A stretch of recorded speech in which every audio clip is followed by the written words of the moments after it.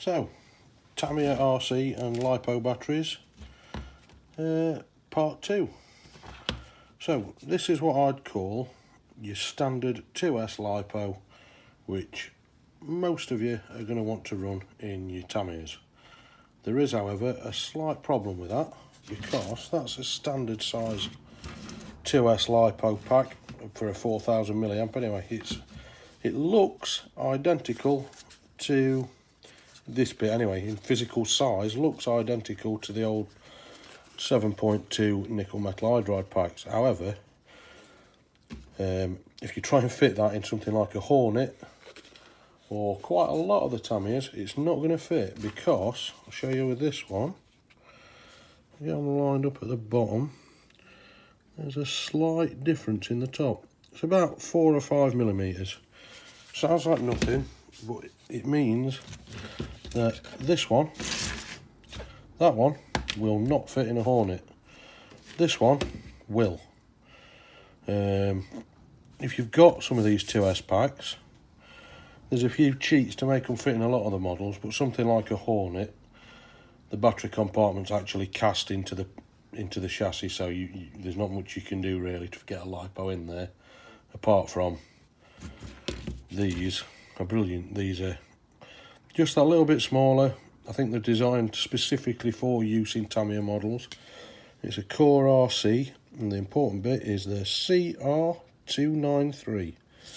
They're about the same price as these, not a lot in it, so you might as well buy these, and you know you can use them in pretty much anything.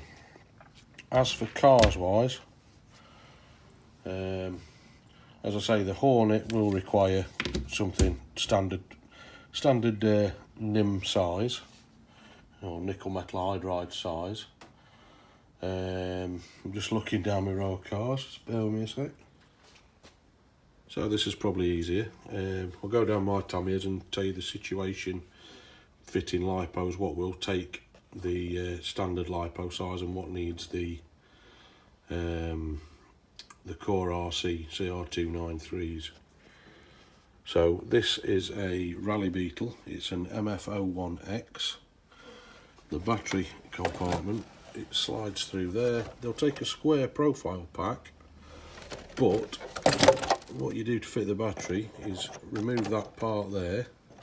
The battery slides in. Now the core ones fit lovely.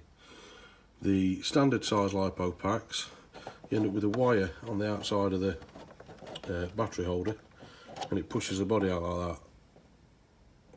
So it fits, but it looks rubbish, so I use the core ones in that. Moving on, I've got my CC01. Yeah, they won't fit in there for a similar reason. I think that's why I just use the core ones in this. Yeah, it's a bit difficult to show you. Let me spin it around. Yeah, it's just the battery holder's up in there.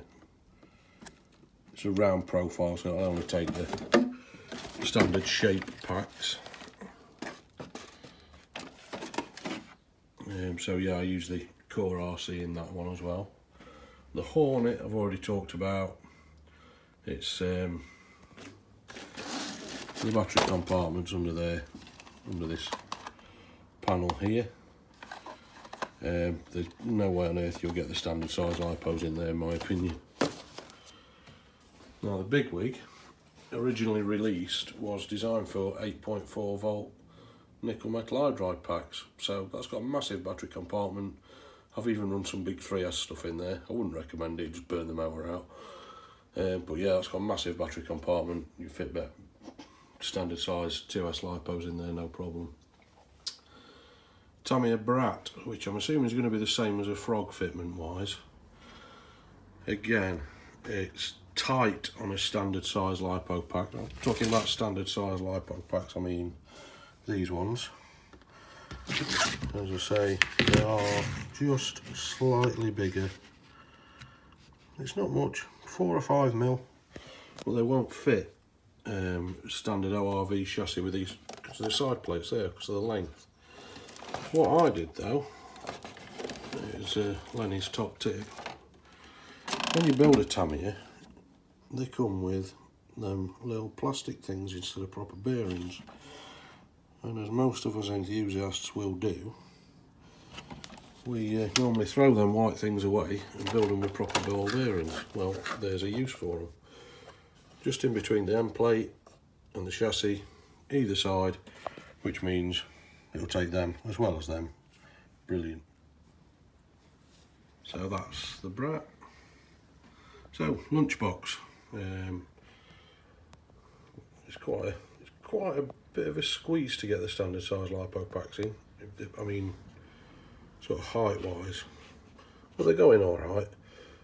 What I've had to do with this, the core RC ones are absolutely fine. They'll fit in anything that a normal NIM will.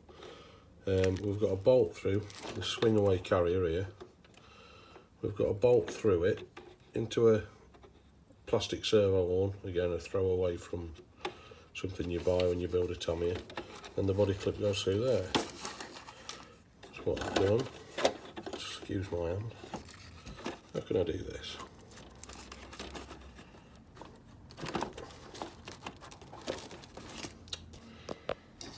Bear with me. Yeah, I pulled the body pin out.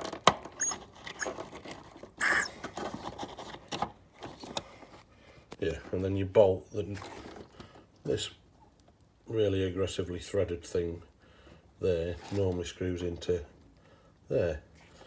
But you put a nut and bolt through that, and then you put that in the end of a servo horn.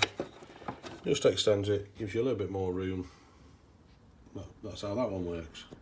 So, Monster Beetle. It's an ORV chassis, so same as the Brat. The little white spaces that you normally throw away, just keep a few back because they might be handy for stuff like that. That's what I do with them anyway. And finally, the big lad, the Clod. The standard Peak RC, not Peak RC, Peak Power power plant lipos, they actually fit. It's really tight. These, you know, if you've got a Clod, you slide your battery in through the chassis, and then this has got two little, where are we? Two little tabs on, and they click into place. As I say, I did find it really tight with the with these. It just pushed on and just clicked.